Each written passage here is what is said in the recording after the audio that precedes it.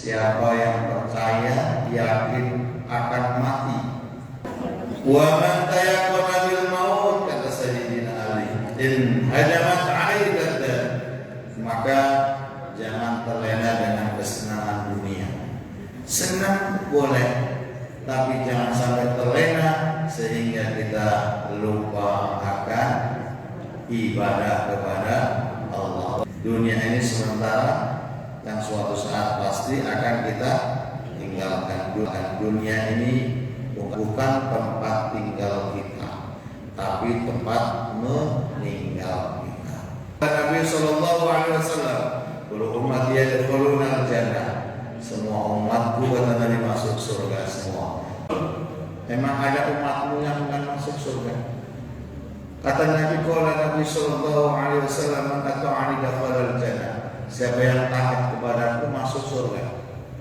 Wa man 'asani faqad aba. Siapa yang enggak mau taat kepadaku berarti dia enggak masuk surga. Ini dalam kitab Fadhilul Qalbi lil Maqsun li Syekh Imam Abu Lais As-Samarqandi. Kata baginda Rasulullah SAW dalam kitabnya Imam Abu Lais As-Samarqandi, kata Nabi, ada 10 golongan dari umatku yang Allah benci kepada mereka. Kata baginda Nabi, lalu Allah perintahkan mereka masuk dalam neraka. Wa wujuhuhum 'idama bilahmin. Yang lebih mencengangkan, wajah-wajah yang dibenci oleh Allah Subhanahu wa taala, yang ketika menghadap Allah Subhanahu wa taala itu, yang Allah perintahkan masuk ke dalam neraka, wajah mereka itu enggak punya daging. Wa wujuhuhum 'idama bilahmin. Wajahnya hanya berupa tulang tanpa daging. Siapa mereka ya Rasul? Golongan umatmu yang dibenci oleh Allah Subhanahu wa taala, yang nanti menghadap Allah mukanya tanpa daging. Apa kata Rasulullah? Faqala Rasulullah sallallahu alaihi wasallam, wahai sahabatku, mereka ini adalah umatku. Siapa mereka? Syaibun janin, kakek-kakek terkadang, atau orang tua yang berbuat zina. Orang tuanya sendiri terhadap cucunya, orang tua sendiri terhadap anaknya, orang tua mertua terhadap mantunya. Berita-berita yang luar biasa hari ini itu nyata, bukan hanya di dunia maya, nyata dan ada di Indonesia. Perilaku orang tua, perilaku orang yang sudah umur 70 tahun, maka sayyidun janin.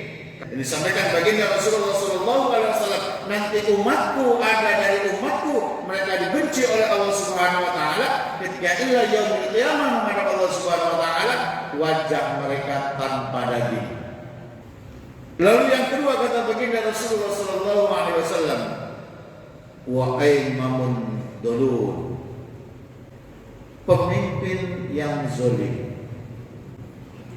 Siapa pemimpin? Kita juga pemimpin. Ibu pemimpin dalam rumah tangganya. Seorang laki-laki memimpin anak dan istrinya. Maka ketika pemimpin zalim, tidak memperdulikan umat, kita nggak usah bicara pemerintah lah, nggak usah bicara presiden lah, nggak usah bicara wali kota, gubernur dan lain sebagainya lah. Diri kita saja lah. Karena diri kita adalah pemimpin. Ketika seorang pemimpin zalim terhadap apa yang dipimpinnya, kullukum ra'in wa kullukum mas'ulun an ra'iyati, maka pemimpin yang zalim itu nanti akan menghadap Allah Subhanahu wa taala dalam keadaan muka wajah yang tanpa daging. Dan pemimpin yang zalim dibenci oleh Allah Subhanahu wa taala. Siapa pemimpin? Kita pemimpin, ibu pemimpin dalam rumah tangga, anak-anaknya, seorang suami, seorang laki-laki pun pemimpin dalam membina rumah tangganya. Bagaimana berbuat zalim? Berbuat zalim banyak. Bisa saja menganiaya di biasa saja zalim dengan dia tidak bertanggung jawab atas anak istrinya, berbuat zalim dengan kekerasan, menyakiti hati dan perasaannya. Pemimpin yang zalim, yang tidak peduli dengan umatnya, yang tidak peduli dengan masyarakatnya, maka pemimpin yang zalim yang menyakiti hati dan perasaan umatnya, rakyatnya, maka dia nanti akan menghadap Allah dalam keadaan wajah yang tidak berdaging. Bagaimana pemimpin yang menyesatkan, membiarkan perbuatan yang dilarang oleh Allah ada di depan matanya, dia biarkan, maka itu termasuk zalim. Seorang suami yang cuek, yang masa bodoh dengan istrinya, ketika istrinya tidak ibadah kepada Allah Subhanahu wa Ta'ala, maka pemimpin yang seperti itu menyesatkan. Seorang suami yang membiarkan istrinya tidak ibadah kepada Allah, itu namanya suami yang menyesatkan. Seorang istri, seorang ibu yang membiarkan anaknya berbuat sesuatu yang tidak baik, melanggar aturan agama, dia dibiarkan saja, masa bodoh saja, berarti pemimpin seperti itu sama saja pemimpin yang menyesatkan, paling tidak mengingatkan. Yang ketiga, kata baginda Rasulullah SAW, orang yang suka meminum minuman keras atau narkoba.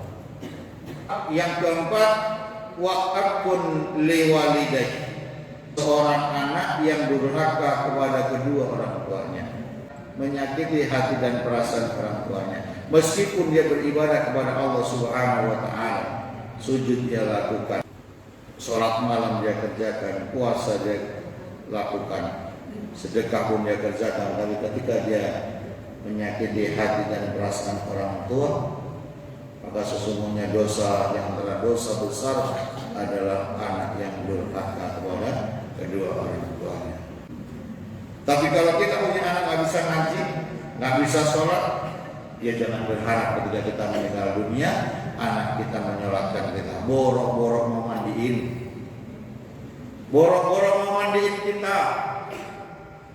Yang ada juga nyuruh ustadznya, yang ada juga nyuruh hukumnya. Untuk apa? Memandikan jasad kita yang terbujur kaku.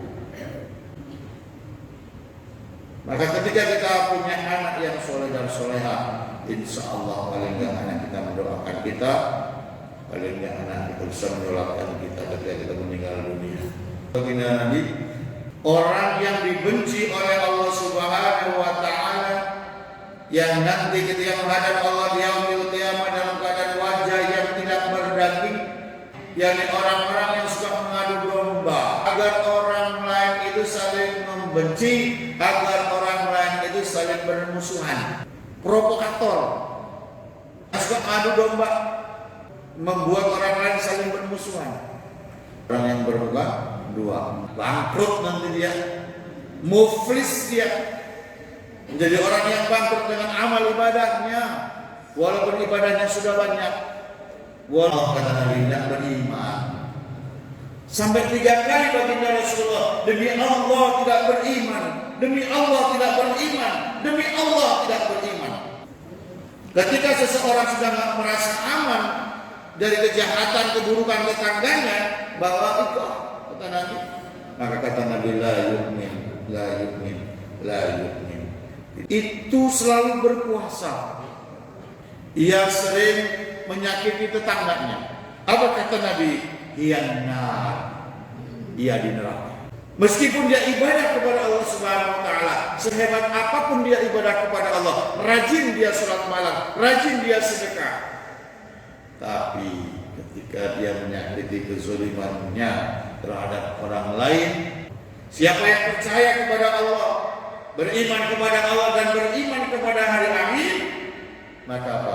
Maka kata Nabi, muliakan orang lain, muliakan kalau punya tetangga, muliakan tetanggamu.